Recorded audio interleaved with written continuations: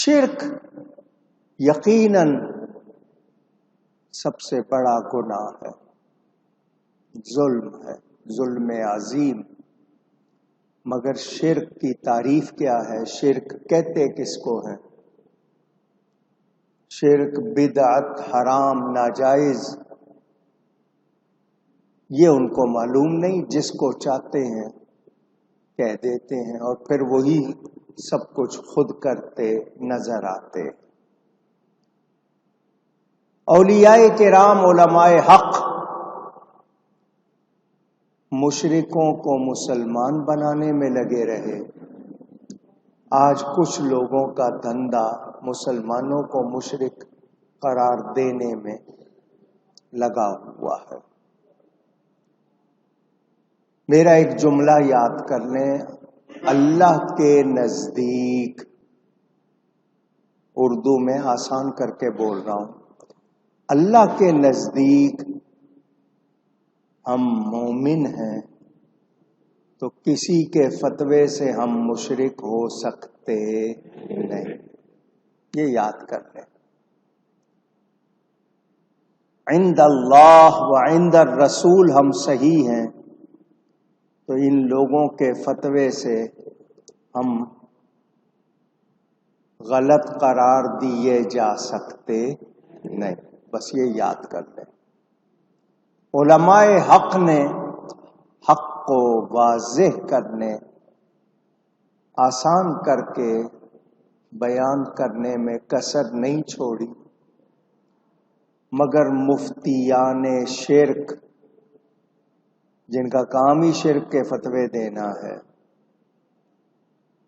انہوں نے اپنی روش، اپنا طریقہ شاید یہی بنا لیا ہے۔ وہ نہیں سوچتے کہ اللہ کو جواب دینا ہے، اللہ کے سامنے پیش ہونا ہے۔ دنیا میں وہ فساد برپا کر رہے ہیں، کچھ پیسوں کے لیے، کچھ شہرت کے لیے، کچھ کسی چیز کے لیے۔ الحمدللہ ہم اہل سنت و جماعت ہرگز مشرک نہیں ہیں، قرآن و سنت کے مطابق صحیح عقیدے رکھتے ہیں، ہمیں شرک و بدعت سے کوئی تعلق نہیں۔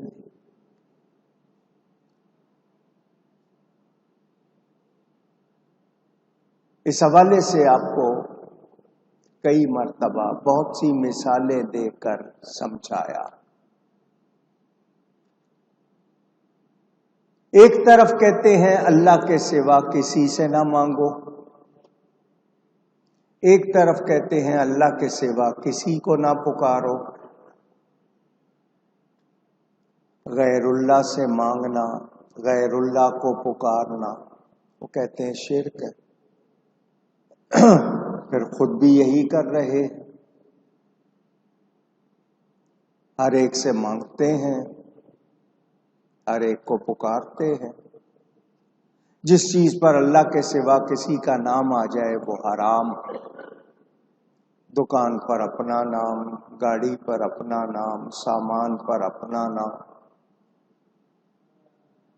غلط باتیں کر کے مسلمانوں کو بہکانا، غلط قرار دینا، ان لوگوں کا وتیرہ ہے۔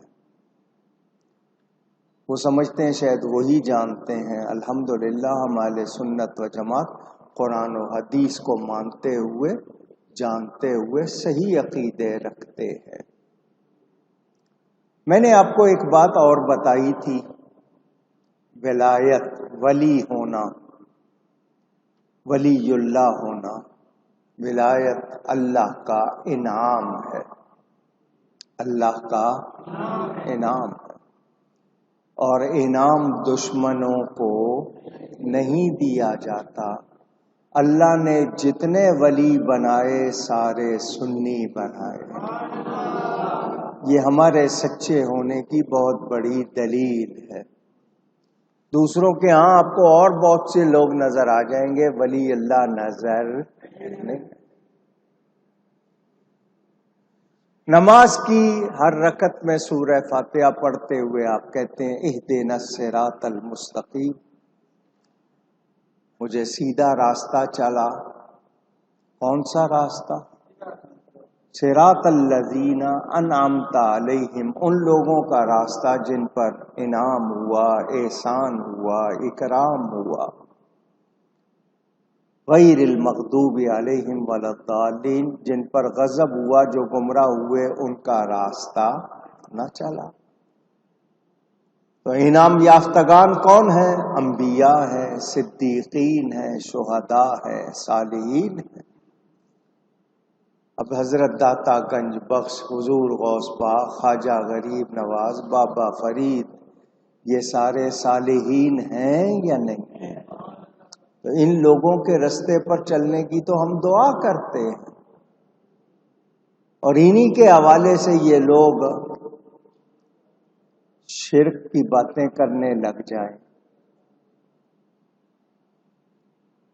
میں نے آپ کو تقریباً ان کے ہر اعتراض کا جواب دیا ہے، مگر انہوں نے ماننا نہیں۔ میرا مقصد آپ کے ذہن کو شک سے بچانا، آپ کے عقیدے کو صحیح رکھنا، اس لیے میں وضاحت کرتا ہوں۔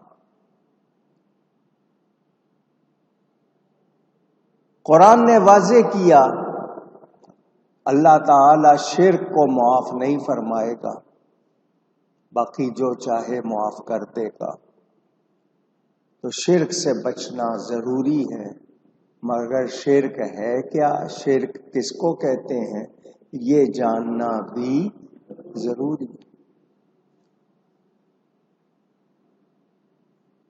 انہوں نے جو شرک کی فہرست بنائی ہوئی ہے، یہ مفتیان شرک نے، اس کو دیکھیں تو کوئی بھی شرک سے بچ نہیں سکتا، خود وہ بھی نہیں بچتے، مگر انہیں ضد ہے، ہٹ درمی، عناد، وہ اپنے اسی طریقے پہ رہنا چاہتے ہیں۔ اللہ ہمیں ان سے، ان کے شر سے، ان کے فتنوں سے بچائے۔ میرے بزرگوں اور دوستوں، اگلی آیت پڑھ رہا ہوں۔ ذکر آ گیا ہے ماں باپ کا۔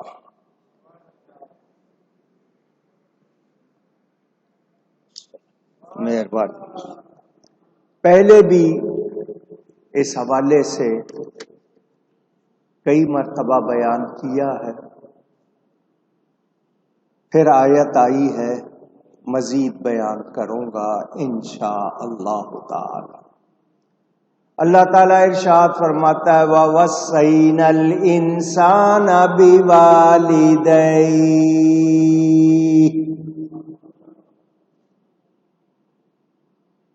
اور ہم نے آدمی کو اس کے ماں باپ کے بارے میں تاکید فرمائی۔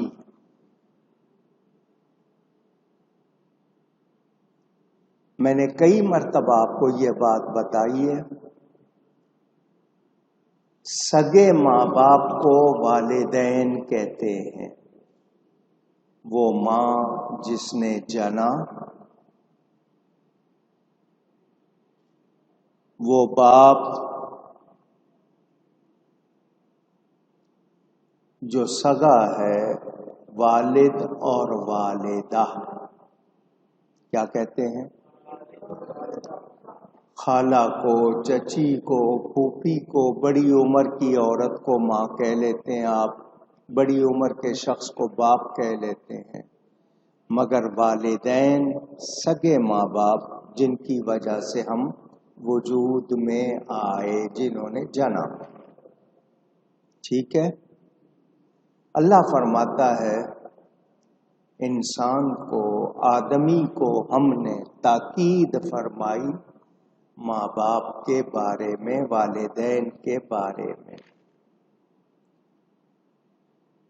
یہ اللہ فرما رہا ہے جس نے ہمیں پیدا کیا۔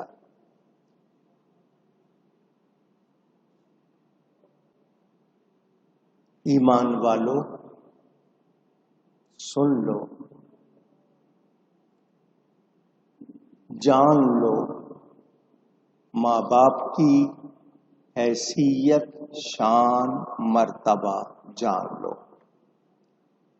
حملته امه وهنا على وهن وفصاله في عامين۔ آدمی کو تاکید کی، سن آدمی، تیری ماں نے، انسان کی، آدمی کی ماں نے اسے پیٹ میں رکھا کمزوری پر کمزوری جھیلتے ہوئے، تکلیف سہتے ہوئے، درد کے جھٹکے برداشت کرتے ہوئے۔ تو وجود میں آیا ہے، تو پہلے ماں کے پیٹ میں رہا ہے۔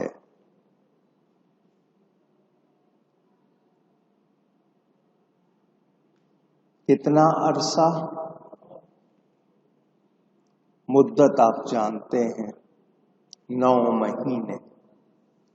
کم بھی ہو جاتی ہے، 7ویں مہینے میں بھی بچہ ہو جاتا ہے، 8ویں میں، 9 مہینے۔ اس کے بعد وَفِصَالُهُ فِي عَامَيْنِ، ماں نے پیٹ میں رکھا کمزوری پر کمزوری جھیلتے ہوئے، اور پھر دودھ پلایا، اور اس کا دودھ چھوٹنا 2 برس میں ہے۔ 2 برس تک ماں بچے کو دودھ پلاتی ہے۔